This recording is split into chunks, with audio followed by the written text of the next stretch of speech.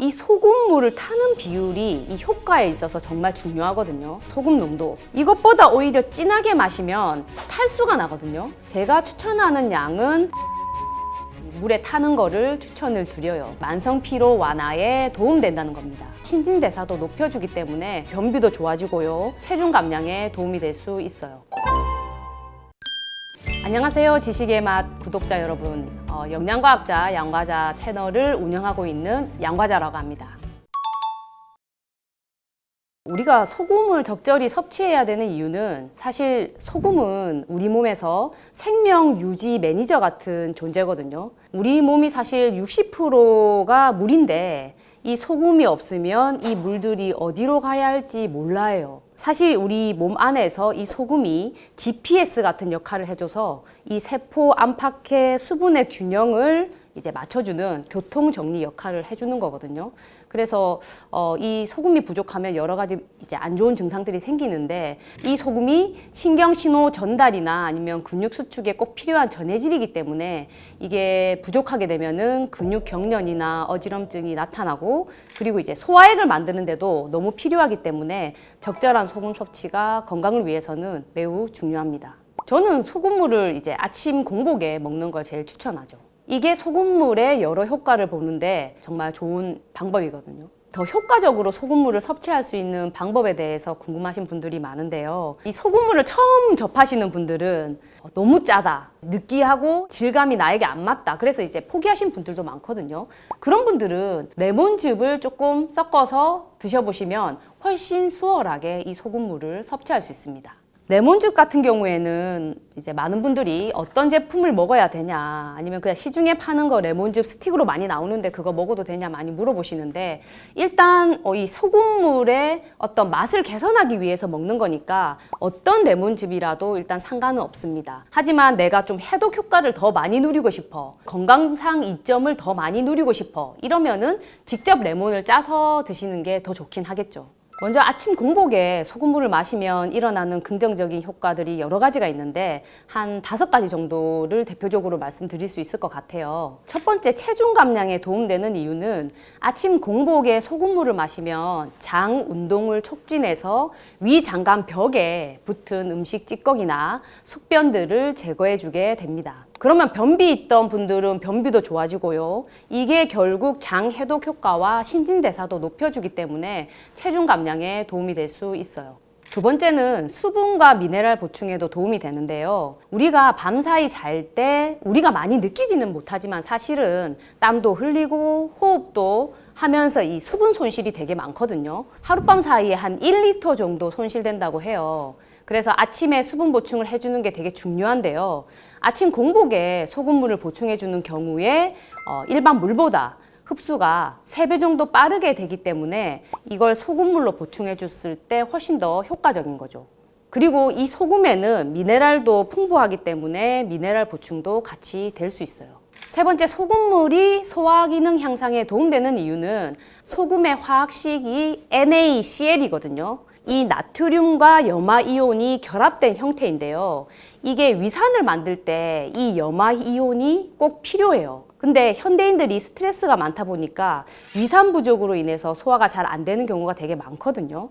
이렇게 위산이 적은 사람들 또는 저염식하는 사람들은 그래서 식후에 더부룩함이나 트림 아니면 소화불량이 그런 이유 때문에 생길 수 있어요. 그럴 때 이런 소금물은 그 위산 분비를 잘 할 수 있도록 도와주기 때문에 그러니까 이런 분들은 식전에 따뜻한 소금차 이런 걸 먹으면은 소화 기능 향상에도 매우 도움이 될 수 있습니다. 네 번째는 소금물이 만성 피로 완화에 도움된다는 겁니다. 제가 추천하는 사람들이 진짜 특히 만성 피로자인데요. 만성 피로를 가지신 분들이 대부분 아침에 정말 일어나기 힘들어 하거든요. 그리고 저혈압을 가지시는 경우가 되게 많습니다. 이걸 부신 피로라고 부르는데요. 사실 부신이라는 기관에서 원래는 잠을 깨우는 코티졸 호르몬과 나트륨 농도를 조절하는 알데스테론이라는 호르몬을 잘 만들어내야 되는데 부신이 너무 지쳐있는 상태라서 이 호르몬을 남들보다 잘 못 만들기 때문에 혈압도 낮고 아침에 일어나기도 힘든 거거든요. 이런 경우에 이 소금물을 먹어주면 체내 나트륨 농도가 올라가죠. 그리고 물은 나트륨 따라 이동한다고 말씀드렸잖아요. 그러니까 체내 나트륨이 높으면 체내 수분 제흡수가 높아져서 혈압이 잘 오르게 되거든요. 그래서 만성 피로 증상 중 하나인 이 저혈압에 도움이 되고 그게 결국 무기력 개선에 도움이 되는 거죠. 결국 이게 부신해서 제대로 못한 일을 소금물이 도와줄 수 있기 때문에 아침 소금물이 기운을 돋고 컨디션을 좋아지는 경험을 할 수 있는 방법입니다. 그리고 빠른 수분 흡수로 혈액순환도 개선되고 마신 지 한 30분 내로 에너지 레벨이 딱 올라가는 걸 좀 받을 수 있거든요, 느낌을. 그래서 실제로 제가 추천드리는 많은 분들이 컨디션이 많이 좋아졌다라는 피드백을 주시고 계세요. 그리고 이 5번째 소금물이 무기력증이나 아니면은 저혈압에 효과적인 이유는 앞서 만성 피로자에게 추천했던 이유와 같아요. 얘를 마시면은 빠른 수분 흡수를 통해서 이 혈압도 정상으로 올려주거든요. 그렇기 때문에 피곤할 때 힘도 좀 생기고 혈압도 정상으로 돌려줘서 좀 정상 생활을 유지하는 데에 도움이 됩니다. 이 소금물을 어떤 소금으로 타느냐 되게 궁금해 하시는데요. 저는 주로 천일염을 추천드리는 편인데 이유는 이제 여러 가지 미네랄 공급을 같이 할 수 있기 때문이에요. 맛도 괜찮고요. 하지만 요즘 천일염이 오염되어 있다는 말도 많기 때문에 뭐 여러분들이 이제 죽염이든 핑크솔트든 아니면 조금 한번 가열한 용융소금이든 이런 효과를 보는 데는 다 괜찮습니다. 하지만 뭐 아무런 미네랄이 없는 정제소금은 저는 권장드리고 싶지는 않아요. 이 소금물을 타는 비율이 이 효과에 있어서 정말 중요하거든요. 제가 추천하는 양은 4분의 1 티스푼에서 2분의 1 티스푼을 물 한 컵, 그 한 컵이 한 240ml 이 물에 타는 거를 추천을 드려요. 왜냐하면 이게 우리 몸의 전해질 농도가 있잖아요. 소금 농도. 이게 약 0.9% 정도 되는데요.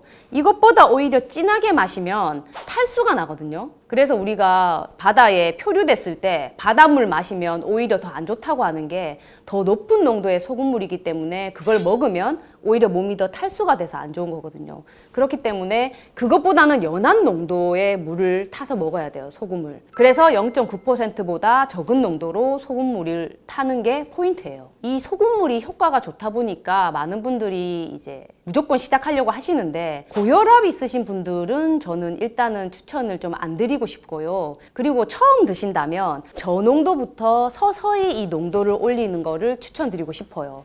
왜냐하면 이게 설사를 유발할 수도 있거든요. 과량의 소금물을 먹게 된다면 설사가 생길 수도 있기 때문에 그런 분들은 이제 소량씩 천천히 증가시켜서 몸을 좀 적응시키는 거를 추천드립니다.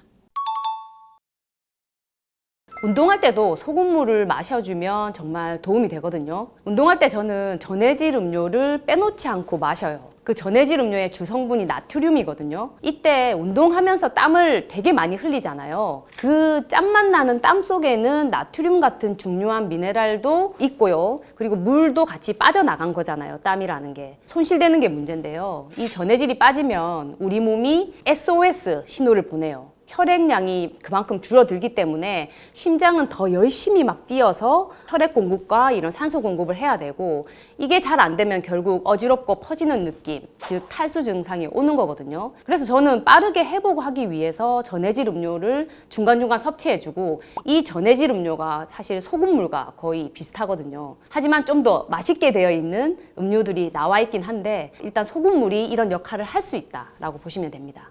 네, 오늘 소금물 효과에 대해서 말씀을 드렸는데요. 이렇게 좋은 소금물을 여러분들 일상생활에 잘 활용하셔서 건강에 도움이 많이 되시길 바라겠습니다.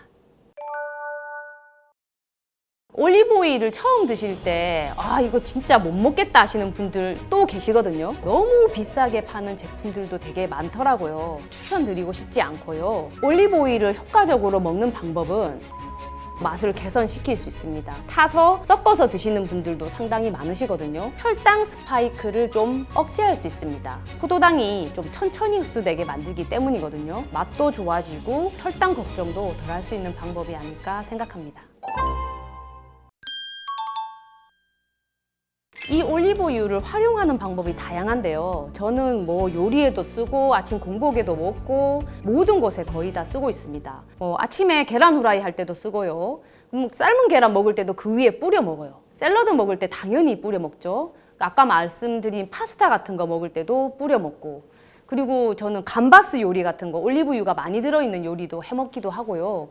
또 빵 같은 거 먹을 때도 그 위에 올리브유를 뿌려가지고 먹는 것도 이 뒤에 혈당 스파이크를 막는 데도 도움이 되죠. 아이스크림 먹을 때 바닐라 아이스크림 위에 그 신선한 엑스트라 버진 올리브유를 뿌려서 먹잖아요. 진짜 맛있습니다. 이게 그 유명한 와인 파는데 와인 가게에서 안주로 파는 메뉴 중에 하나거든요. 실제로 그렇게 먹어보면 너무나 맛있게 그 아이스크림을 즐길 수 있고요. 그래서 아이스크림 먹을 때 이 혈당 걱정이 있는데 이런 올리브유를 적극적으로 이용해서 사용을 하시면 맛도 좋아지고 이 혈당 걱정도 덜 할 수 있는 방법이 아닐까 생각합니다.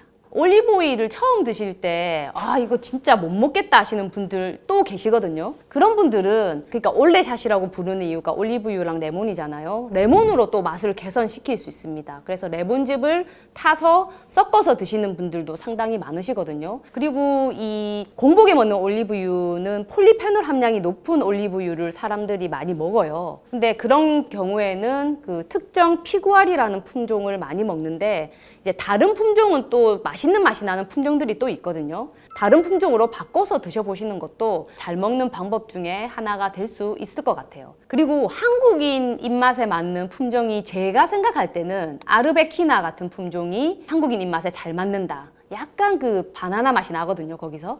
그래서 그런 것들로 갈아타 보시는 것도 괜찮다. 고혈당이나 고탄수화물 음식 같은 거를 먹을 때 올리브 오일을 함께 먹으면 좋다고 말씀을 드렸는데요. 혈당 스파이크를 좀 억제할 수 있습니다. 실제로 이런 실험을 했어요. 인슐린을 사용하는 일형 당뇨 환자 13명을 대상으로 그 탄수화물 양은 같게 하고 먹는 지방을 다 다르게 한 거예요. 한 그룹은 저지방, 한 그룹은 버터, 나머지 한 그룹은 올리브유 이렇게 섭취하게 했어요. 결과는 놀라웠거든요. 저지방 식사나 버터를 먹었을 때보다 올리브유를 함께 먹었을 때 식후 혈당 상승 폭이 눈에 띄게 줄어들었어요. 올리브유 속에는 그 올레산이라는 게 있고 그 올레산이 음식의 위 배출 속도를 늦춰줘서 포도당이 좀 천천히 흡수되게 만들기 때문이거든요. 그래서 이제 파스타를 드시더라도 토마토나 크림 소스 파스타보다는 올리브유 베이스에 뭐 알리오 올리오 같은 봉골레 같은 이런 파스타를 드시면 더 좋겠죠. 자, 이 고혈당, 고탄수화물 음식을 섭취할 때 올리브 오일을 언제, 그러면 또 얼마나 섭취하면 좋을지 궁금하실 텐데요. 혈당 스파이크 억제가 목적이라면 식사하실 때 올리브 오일 한 15ml 정도, 이 정도 함께 섞어서 드시는 것을 좀 추천을 드립니다. 일상생활에서 올리브유를 구매할 때 효과적으로 구매하는 방법, 저는 사실 온라인 구매를 추천을 드리거든요. 왜냐하면 거기에 산도나 품종 아니면 유기농, 맛에 대한 설명들이 그래도 좀 잘 되어 있기 때문이에요. 일단 산도를 저는 제일 먼저 보라고 말씀드리거든요. 엑스트라 버진 올리브유 기준이 산도 0.8% 이하예요. 그런데 저는 실제로 산도가 0.2% 이하인 제품들 중에서 고르라고 좀 말씀을 드리고 있어요. 그게 오일의 품질도 좋고 맛도 좋기 때문이거든요. 그리고 그 안에 적절한 가격, 또 2, 3만 원대로 찾으시는 거를 추천드리고 있습니다. 뭐 마트에서 구매하는 거는 예전에는 제가 대체코나 모니니 같은 산도가 한 0.4% 정도인 그 올리브유를 가격이 좋아서 먹긴 먹었었는데요.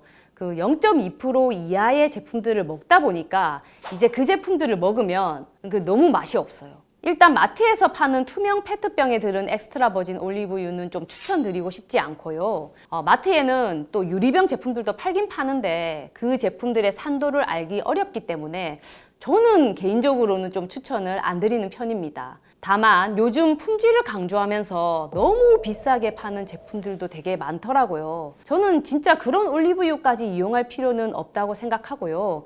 산도 0.2% 이하에서 적절한 가격과 좋은 맛을 가진 제품을 사세요. 그리고 공복용으로 드시는 거라면 폴리페놀 함량이 조금 더 높은 게 좋기 때문에 폴리페놀 함량을 알 수 있는 제품이 더 좋다고 생각해요. 그리고 유기농이면 또 더 좋겠죠. 특히 이 산도가 낮은 이유가 또 중요한 게 요리할 때도 저는 거의 엑스트라 버진 올리브유를 사용하거든요. 이 산도가 낮으면 낮을수록 이 열에 견디는 힘이 강해요. 그래서 좀 더 산화도 덜 되고 엑스트라 버진 올리브유를 가열하는 요리에 쓰지 말라는 말씀을 하시는 분들도 계시는데 가열하는 데 사용하셔도 됩니다. 단지 이 산도가 낮은 오일을 사용하면 더 잘 견디기 때문에 그런 거를 사용하라고 추천드리고 싶어요.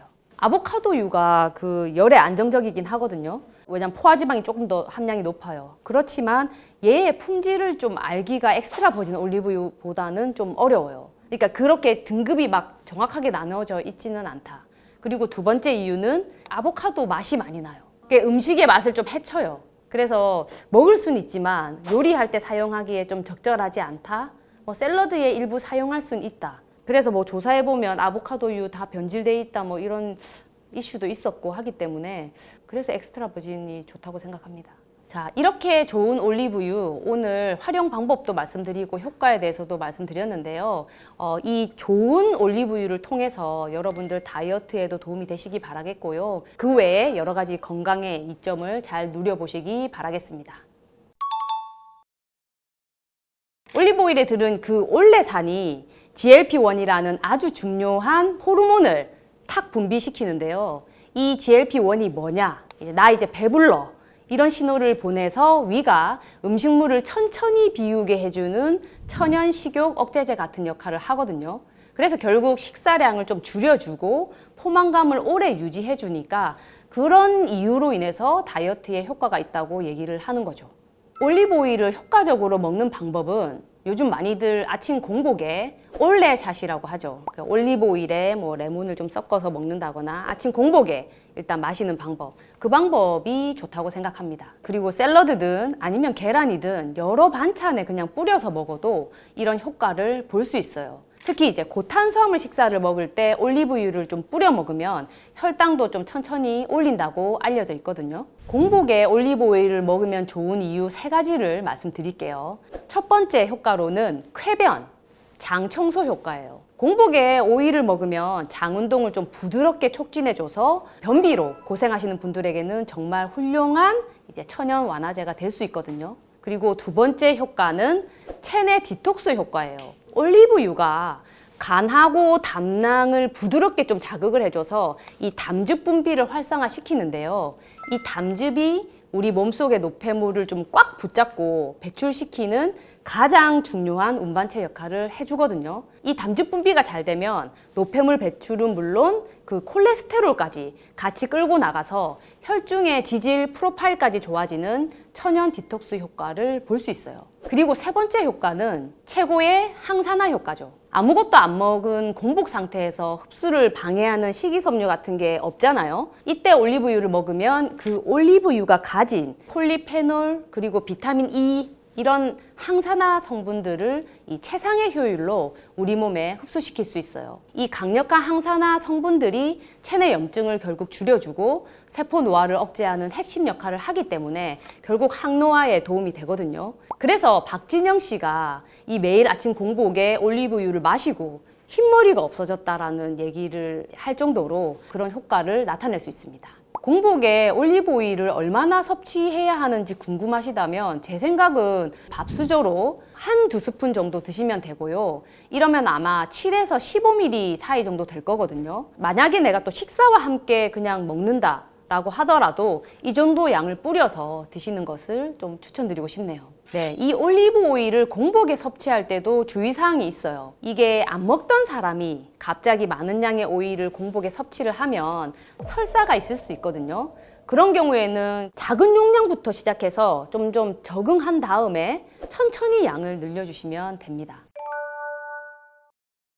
지금 따져보면 한 5년 이상 저탄수화물 식단을 하고 있는데요. 예전에는 제가 알레르기 약을 매일 달고 살다시피 했는데 그게 완전히 없어지더라고요. 그리고 제가 검사를 해보니까 당뇨 유전자를 가지고 있더라고요. 가장 효과가 좋았습니다. 특히 이런 저탄수화물 식단 할 때 국밥류가 의외로 괜찮아요. 순대국밥을 먹으면 먼저 다 먹고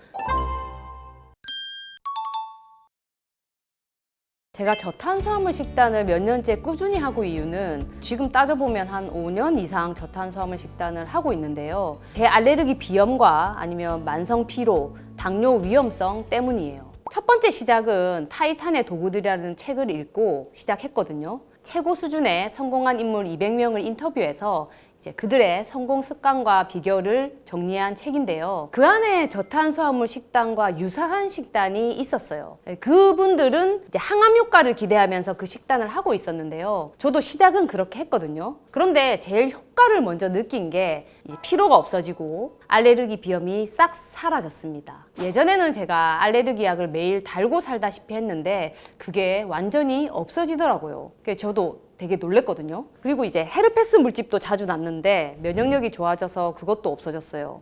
그리고 제가 검사를 해보니까 당뇨 유전자를 가지고 있더라고요. 그래서 이런 여러 가지 이유로 이 식단을 현재는 안 할 수가 없습니다. 저탄수화물 식단 구성 너무 복잡하게 생각하실 필요는 없어요. 제가 한식 베이스로 실천 가능한 이 3단계 로드맵을 알려드릴 테니까 이 중에서 본인이 할 수 있는 단계로 시작하시면 됩니다. 제일 먼저 쉽게 시작하는 1단계는 하루 순 탄수화물 양을 50에서 100g 정도 먹는 방법인데요. 평소 먹는 밥, 빵, 면 양을 절반으로 줄이고요. 대신 단백질 반찬, 야채 반찬을 배부르게 먹는 방법이에요. 요즘 보통 하루 2끼 드시는데 밥 한 그릇이 많아도 한 70g 정도 탄수화물 양이 되거든요. 순탄수양이. 그래서 반 그릇이면 35g 정도 되죠. 이걸 2끼 하면 이제 70g 정도 되기 때문에 이 여러 반찬에 포함된 탄수화물 양까지 합치면 이 100g 이내로 드실 수 있는 방법이에요.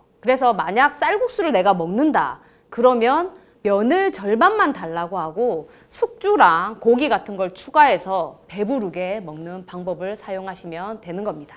다음 2단계는 하루 순탄수화물 양을 20에서 50g 정도로 가져가는 거예요. 저는 이 정도 양을 유지를 오랫동안 했었고 가장 효과가 좋았습니다. 지속 가능하기도 괜찮았고요. 이 경우 밥 양을 4분의 1공기만 먹고 역시 단백질 반찬인 고기, 해산물 등은 마음껏 드시고 채소 반찬류도 배부르게 많이 드시는 것을 권장드리고 있거든요. 그리고 좋은 오일인 생들기름이나 엑스트라 버진 올리브유 같은 것을 추가로 드셔주시면 저칼로리가 안 되게 충분히 음식과 영양을 섭취할 수 있어요. 그리고 마지막 제일 타이트한 3단계는 순탄수량을 20g 이하로 가져가는 거예요. 거의 고기나 해산물류와 다양한 잎채소들로 구성이 되거든요. 쌀밥을 아예 안 먹는 단계예요. 쌀밥 대신에 쌀밥 느낌 나게 두부로 이렇게 볶아가지고 쌀밥 느낌을 낸다거나 아니면 콜리플라워 다져진 걸 팔거든요. 냉동된 거. 그걸 이제 볶아가지고 쌀밥의 느낌을 내서 이용을 하실 수 있어요. 주로 고기와 채소가 가득한 이제 샐러드를 먹거나 거의 제가 먹을 때는 삼겹살에 쌈채소 정도로 쌈을 싸먹는 방식으로 다양한 육고기와 해산물을 이용을 해서 식단을 하게 되는 단계거든요. 이때도 다양한 잎채소를 같이 먹어주는 게 좀 좋고요. 쉽게 하는 방법 중에는 닷대볶이라고 좋은 기름을 사용해서 고기나 해산물, 야채를 한 번에 볶아 먹는 게 또 제일 편한 방법 중에 하나입니다. 그리고 요즘 실리콘 찜기가 나왔잖아요. 여기에 다양한 야채, 근데 이제 뿌리 채소 야채는 탄수화물 양이 많기 때문에 조금 제외하고 다양한 그 외의 야채들과 고기, 해산물을 같이 넣어서 생들기름, 간장, 알룰로즈, 다진 마늘 소스 같은 거 만들어서 찍어 먹는 방법도 너무나 손쉽게 이런 3단계를 실천할 수 있는 방법입니다. 특히 이런 저탄수화물 식단할 때 국밥류가 의외로 괜찮아요. 순대국밥을 먹으면 건더기를 먼저 다 먹고 나중에 1단계 같은 경우에는 밥 반 그릇, 그리고 2단계는 밥 4분의 1그릇, 그리고 3단계는 밥을 아예 빼고 먹는 방법을 사용하면 되게 쉽거든요. 그리고 이런 식단을 할 때는 가장 중요한 것은 설탕, 밀가루를 배제시킨다는 거예요. 그리고 추가로 좋은 지방을 같이 섭취해 주는 것. 요리할 때는 좋은 기름류, 엑스트라 버진 올리브유, 아니면 코코넛 오일, 가끔 초지방목, 버터 등을 사용하고요. 이렇게 매일 좋은 기름을 섭취하는 게 또 중요합니다. 네, 이런 식단을 할 때 채소 섭취하는 것도 되게 중요하거든요. 특정 식단을 하면 영양 불균형이 되게 심해질 수 있는데요. 특히 미네랄이 부족해지기 되게 쉬워요. 근데 채소가 각종 미네랄뿐만 아니라 파이토케미컬, 그리고 비타민 등 여러 영양소를 가지고 있기 때문에 꼭 같이 잘 섭취하는 것을 권장드리고 있어요. 이는 포만감에도 도움이 되기 때문에 추천드리고요. 채소 중에서도 십자가 채소 같은 경우에는 여성에게 에스트로겐 대사를 조절하고 또는 암을 예방하는 또 좋은 채소이기 때문에 이 십자가 채소 종류에는 루꼴라, 콜리플라워, 양배추, 케일, 브로콜리 등등 여러 가지가 있는데요. 뭐 샐러드로 드시든 쪄먹는 방식으로 이용하시든 다양하게 이용하시면 좋겠습니다. 이 채소들의 효과적인 섭취 방법과 섭취 시 주의사항도 있긴 한데요. 특히 이 십자가 채소의 경우 섭취하면 장에 가스가 차서 복부 패만감이 심해지거나 뭐 이런 사람들이 있거든요. 만약에 이런 데 민감하시다면 섭취하시는 양을 좀 줄이시거나 다른 채소류로 바꿔 드시는 거를 추천드립니다. 루꼴라나 콜리플라워는 좀 생소한 분들도 계실 거라고 생각하거든요. 루꼴라는 토마토, 브라타 치즈, 그리고 올리브유 조합이 되게 좋고요. 또는 이제 사과나 브리치즈, 올리브유 조합도 괜찮아요. 콜리플라워는 쌀밥 대신 사용하는 경우가 되게 많아요. 저탄수화물 식단을 할 때. 양배추는 뭐 우리한테 익숙한 식재료잖아요. 그래서 샐러드로 썰어서 드셔도 되고, 계란에 양배추, 그리고 오징어 같은 거 해산물 섞어가지고 밀가루 없이 오코노미야끼를 부쳐 먹는 거, 이거 식단에 잘 이용했거든요. 포만감도 좋고 맛도 너무 좋고, 이때 바르는 소스도 저당 BBQ 소스 이런 거 이용하면은 너무나 맛있고 만족스럽게 식단을 하실 수 있으실 거예요. 이거 빵을 못 끊어서 이 식단을 못 하겠다는 분들이 계시거든요. 빵은 꼭 먹어야 되는데 이 식단에 밀가루도 먹지 마라. 그런 분들한테 추천드리는 빵도 있고 대체 빵들이 많이 나왔어요. 그래서 그런 것들을 이용하시면 조금 더 저탄수화물 식단을 하는데 수월하지 않을까 생각을 하거든요. 그 중에서 제가 제일 자주 먹었던 빵은 차전자피 모닝빵이에요. 이게 밀가루 없이 주 재료가 아몬드 가루랑 차전자피인데요. 집에서도 만들기 쉬워가지고 저는 집에서도 자주 만들어 먹었거든요. 이걸 식전빵처럼 오븐에 구워서 올리브유에 이제 발사믹 식초나 이런 발사믹을 좀 뿌려가지고 이렇게 찍어 먹으면은 이 빵을 먹고 싶은 욕구가 채워지더라고요. 이 차전자피 같은 경우에는 변비 있으신 분들도 드셔보셨을 것 같고, 그리고 이제 또 콜레스테롤 개선에도 도움되는 식재료라서 이 빵을 이용하면 혈당에도 도움이 되고 콜레스테롤도 역시 도움이 될 수 있습니다. 그 외에 이제 케이크류를 좋아하셨던 분들은